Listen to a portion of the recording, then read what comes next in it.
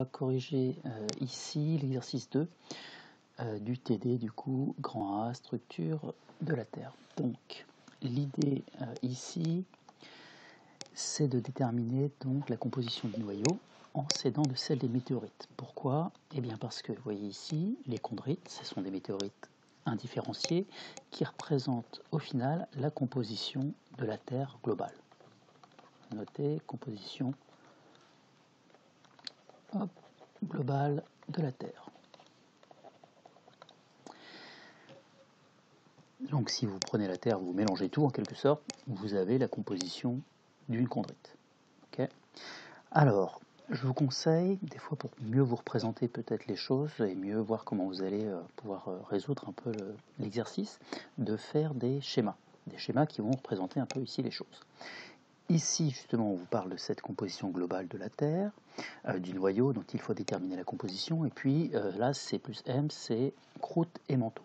Alors on pourrait dire, bah, tiens, je vais schématiser une Terre, bon c'est mieux si c'est un rond un peu plus joli que ça, mais bon bref, tiens, je vais mettre un petit volcan, c'est joli, etc. Sauf que ça va pas être pratique de travailler avec ça, surtout qu'ici, vous voyez, on va être amené à utiliser des pourcentages, donc en visualisation, c'est pas pratique ici. Donc on peut repartir plutôt sur autre chose, et donc repartir plutôt sur un schéma un peu plus simple,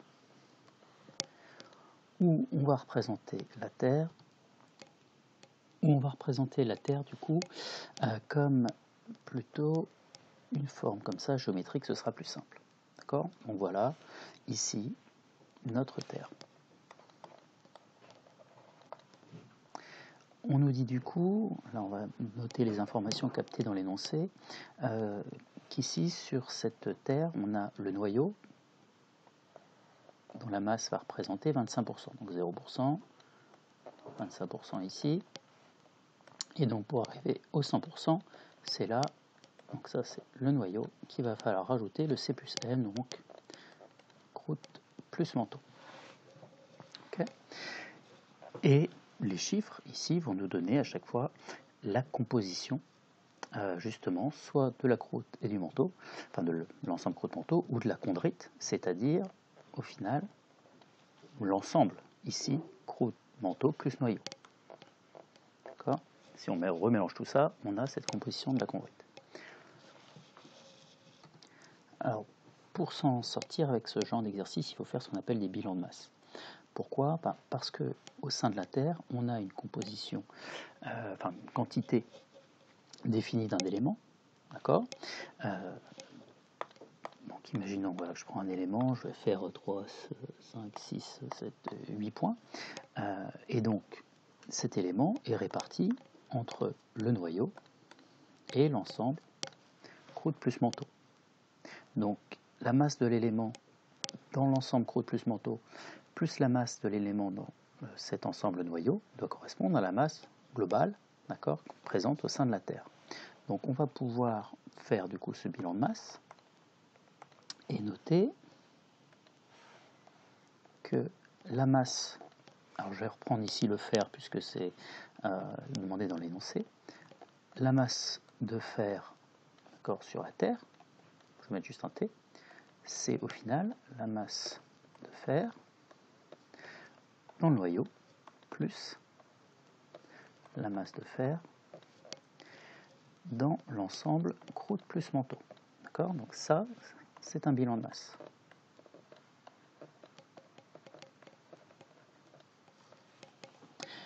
Alors, ici, le problème, c'est que moi, les données que j'ai ne concernent pas justement cette masse de fer. J'ai ici plutôt des concentrations en fer. Du coup, est-ce que je ne peux pas me débarrasser de cette masse pour faire apparaître des concentrations? Alors, on vous donne par exemple pour la chondrite, on vous dit qu'il y a 23% de la masse de votre chondrite qui correspond à du fer. 4% de la masse de l'ensemble croûte plus manteau qui correspond à du fer. Du coup, au final, la masse de fer qui est présente sur la Terre, ça va être le pourcentage, cette concentration ici, en fer, dans la Terre, multiplié du coup par la masse de la Terre.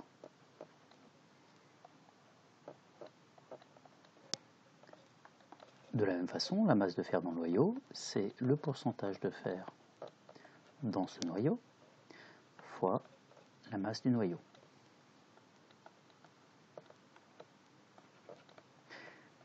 Et donc de la même façon ici, on va avoir pourcentage de fer, C plus M, je passe place, fois la masse de cet ensemble, croûte plus manteau. Alors on peut peut-être regarder déjà, faire un petit bilan de ce qu'on connaît potentiellement ici. Le pourcentage de fer sur la Terre, c'est au final l'équivalent ici des 23%, puisque la Terre globale est représentée ici par la chondrite. Donc ça, au final, je connais. La masse de la Terre, elle n'est pas donnée par l'énoncé. Donc je ne connais pas. Le pourcentage de fer dans le noyau, c'est ce que je cherche. Lui, c'est normal que je ne le connaisse pas. Je peux l'encadrer. C'est ce que je veux à la fin. Encadrer plus ou moins. La masse du noyau, je ne connais pas. Le pourcentage de fer, croûte plus manteau, on me le donne ici. C'est 4, je connais. Et la masse, du coup, croûte plus manteau, je ne connais pas non plus. Donc ça me fait l'inconnu que je cherche, plus il y a 3 autres inconnus là qui m'embêtent. Donc là pour le moment je ne vais pas pouvoir m'en sortir avec une seule équation, mais j'ai une donnée de l'énoncé que je n'ai pas utilisé. C'est justement ici ces pourcentages. On me dit que la masse du noyau représente 25% de la masse terrestre. Donc je vais pouvoir déjà exprimer la masse du noyau et puis la masse croûte manteau en fonction justement de cette masse terrestre. Donc on peut le faire.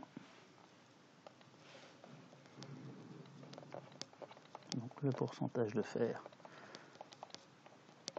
fois la masse, je vais juste mettre un petit m, on va gagner de la place, égale le pourcentage de fer dans le noyau fois du coup 0,25 fois la masse de la Terre. La masse du noyau est bien égale à 25% de la masse terrestre. Plus le pourcentage de fer dans la croûte et le manteau fois cette fois-ci 0,75%, donc le reste évidemment, de la masse de la Terre. Même comme ça, je manque de place. Je peux donc du coup ici simplifier, tout diviser par la masse de la Terre, et donc enlever, hop, hop, hop, et il me reste du coup uniquement comme inconnu celle que je cherche ici, le pourcentage de fer dans le noyau. Et j'ai donc ici pourcentage de fer sur Terre, c'est-à-dire dans ma chondrite, qui est égal à le pourcentage de fer dans le noyau fois 0,25 plus le pourcentage de fer dans la croûte plus le manteau fois 0,75. On isole l'inconnu. Le pourcentage de fer dans le noyau est donc égal au pourcentage de fer sur Terre ou dans la chondrite moins 0,75 fois le pourcentage de fer croûte plus manteau, et du coup les 0,25 je divise par 0,25 ou du coup je multiplie par 4, c'est pareil, et c'est bon, j'ai trouvé cette relation. Si on fait le calcul du coup ici pour donc le faire, on se retrouve avec, le calcul ici, 4 fois le pourcentage de fer sur la Terre, c'est 23, moins 0,75 fois le pourcentage fer plus noyau, 4. Donc les 3 quarts de 4, c'est 3. 23 moins 3, 20. 4 fois 20, je trouve du coup 80%. Donc la composition du noyau, c'est en fer, c'est 80% ici. Et on pourrait faire évidemment exactement la même chose pour le reste. Donc voilà. Alors, si éventuellement écrire ces équations, tout ça vous paraît un peu compliqué, vous pouvez, pourquoi pas, directement partir de, il faut que je change de calque, de 100 grammes. Prenez 100 grammes de terre. Je vais prendre, j'aurais dû refaire mon joli rectangle. Donc 100 grammes de terre, ça c'est le noyau, ça c'est croûte plus manteau. Du coup, quelle est ici la quantité de fer total sur la terre? 23. D'accord? Pour 100 grammes de terre, j'ai 23 grammes de fer. Ok, donc 23 là-dedans. Donc quelle va être la quantité de fer que je vais trouver dans le noyau? C'est ce que je cherche. Et du coup, je peux aussi regarder quelle est ici la quantité de fer qui est présente dans la croûte plus le manteau. La croûte plus manteau, sachant que ça fait 75 grammes, et le noyau, du coup, fait 25 grammes pour 100 grammes de terre. Donc 75 grammes de croûte pour le manteau, sachant qu'il y a 4% de fer. Donc j'ai 4% de 75. Donc 4 fois 75, 2 fois 75, on est à 150, donc 4 c'est 300. Donc là on va trouver 30 grammes. 3 grammes, pardon. On va trouver 3 grammes. Si j'ai 3 grammes ici dans la croûte et dans le manteau, sachant que j'en ai 23 en tout, j'ai donc ici 23 moins 3 grammes égale 20 grammes. Okay. Donc 20 grammes ici de fer dans 25 grammes. D'accord? Donc je peux retrouver du coup ici le pourcentage de fer. Donc là ce que je viens de faire c'est final faire un bilan de masse, puisque j'ai considéré que j'avais 23 grammes en tout, 3 grammes en croûte plus manteau, et donc bilan de masse, 23 moins 3, j'ai bien 20 ici.